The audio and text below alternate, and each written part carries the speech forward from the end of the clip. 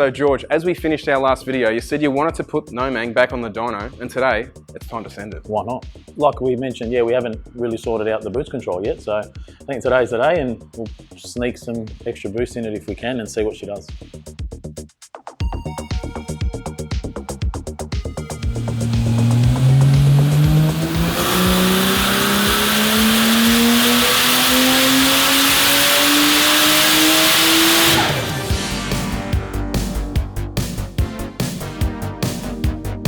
So George, yo, we're back on the dyno today, this time at C&A Auto Fashion in Blackburn, yes, on their hub dyno. Yes, we are, yeah, they've been very kind to lend us the hub for the day. As I mentioned in the last episode too, from Heathcote, still haven't set up the closed loop boost control. So giving it a crack today and spending some time on a hub where we've got the ability to do some back-to-back testing without any other variables, obviously being tyres and so forth. So we want to make sure we can target the boost that we want and we get there. And then if we can get a really good closed loop boost control map, then everything else will fall into place. Yeah. So, as a recap, this made what, about 500 kilowatts? Yeah, we made, on my dyno, we made 502.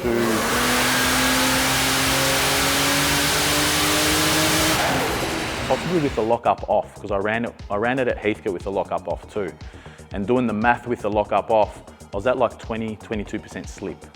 So now I'm going to turn the lockup on, plus on the hub dyno. So just for the newbies, you're talking about the converter there. Converter, the lockup on the converter, correct, yes. So that made 502 on what sort of boost? I think we were about 28. 28, but then when you had it at Heathcote, it wasn't on that much No, boost, that's because I converted it to closed loop. Closed loop. Because when I was at Heathcote, when it made 502, the graph was pretty aggressive. I wanted to go to the closed loop to ramp it in off a timer. I could have done it through the e-boost, but I had a Haltech there and I wanted to set it up. I was trying to target that 28 pounds that we had on the dyno, but I found that it was the controller needed work, and it was going down to about 24 pounds. So it'd come up to 28, but then come down to 24 most of the run. And so yeah, we went the 990 at 145 on 24 pounds really. So today you just want to get the boost control 100%. Get the boost control 100%. So if I command 28, it makes 28 the whole run. If I want it to come in as a ramp in, it will do it. If I say 30, it goes 30, whatever the turbo will let us do. So we could do a run here with the lockup on or off and actually see. And see the difference on the lockup, yeah, absolutely.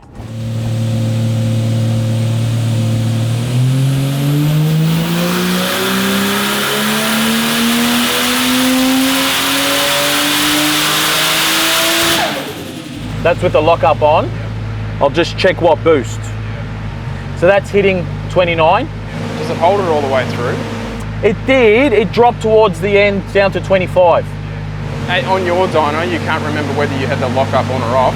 No, it would have been off. It would have been off? Yeah, because I didn't have it in 4th gear. And now I can enable, as long as it's over 1800 RPM in dyno mode, because the trans controller's got a dyno mode, I can engage, as long as it's over 1800, doesn't matter what gear it is, I can engage it. And now, with the tune that I've put in the trans controller, I've also got it coming on in 3rd gear. Just in case you've forgotten, this is a Pulsar 3584. Very good street turbo.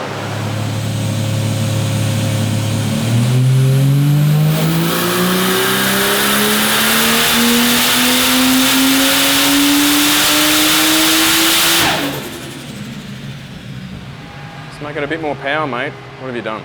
So recently, with the addition of the keypad, I fitted a traction control. So I've got a front wheel speed sensor.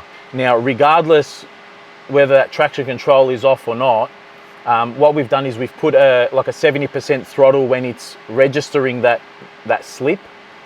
Regardless whether that traction control is on or off, it still goes to that 70%. Oh yeah. So that 530 run was only 70% throttle. Oh, all right. So then once we removed that, got that 100% back in, we went up to 560. So it's picked up a little bit of power, which makes sense now. So yeah, so I thought I'll let it cool down a little bit because we've done a few back-to-back runs.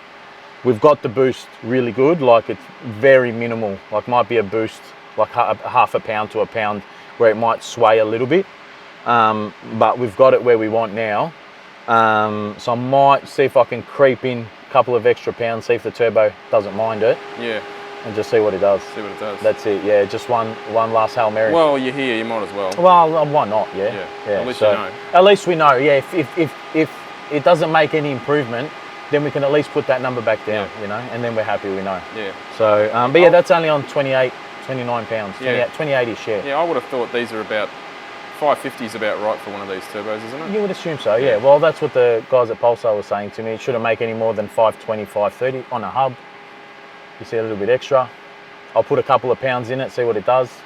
If it can go to, like I'll put 32 in it, see if it goes there. If it goes there, bonus, you know, so we'll give it a try.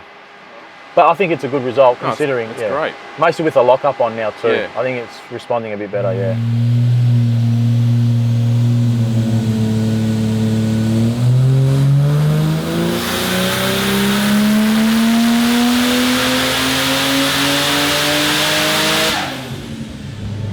Yeah, we sent it. It's a bit higher, isn't it? 584. 584. I backed off early. Yeah, it looks like you did. Yeah, just a touch. 6,500. Oh, you can see it starting to fall over there anyway. Yeah, falling over, yeah, it's done, yeah.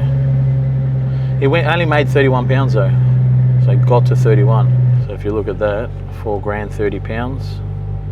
31 at 48. And then back down to 29, 30. So it's fighting. It's fighting to make the boost, but it's just not getting there. And back down to 29 up top. That's where I sort of decided to back off because it was just dropping. Happy with that.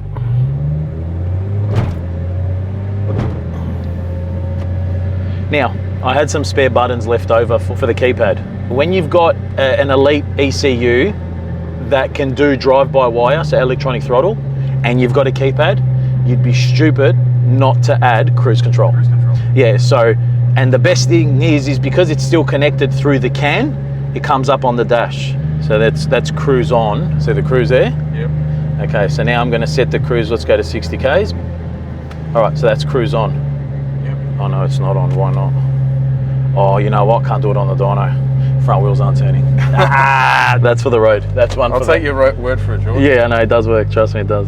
It's actually unreal, and I can go up and down with it as well, and it's awesome. Done, man. I'm very happy.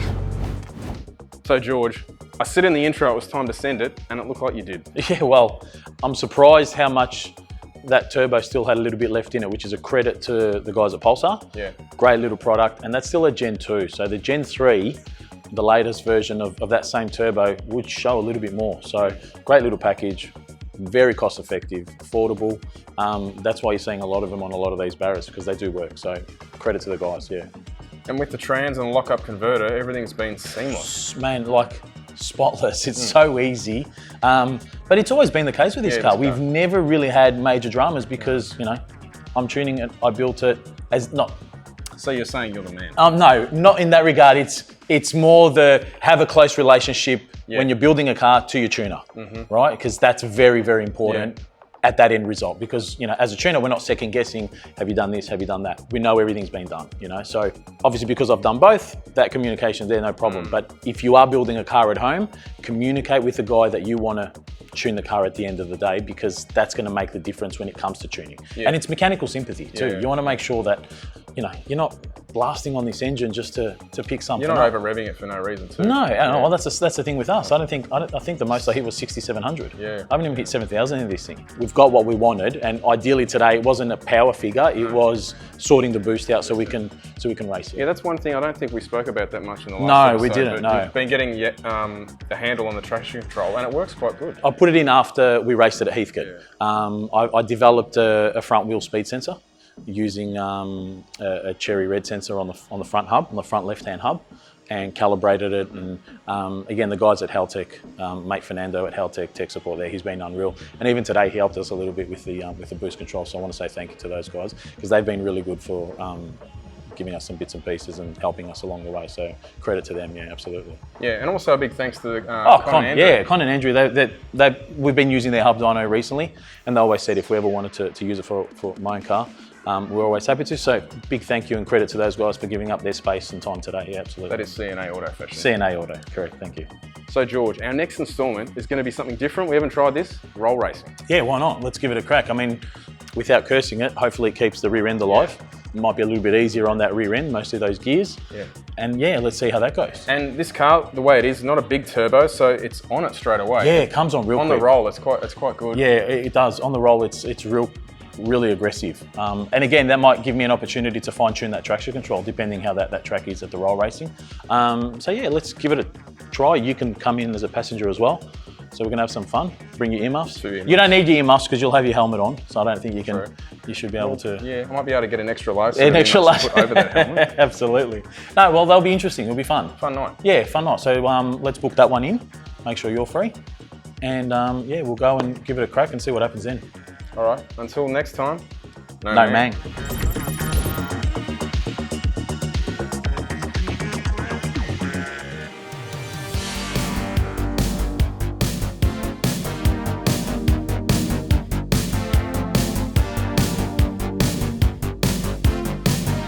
Easy day. Isn't it always? No mang is easy. That's the beauty of no mang. She just does what she's told.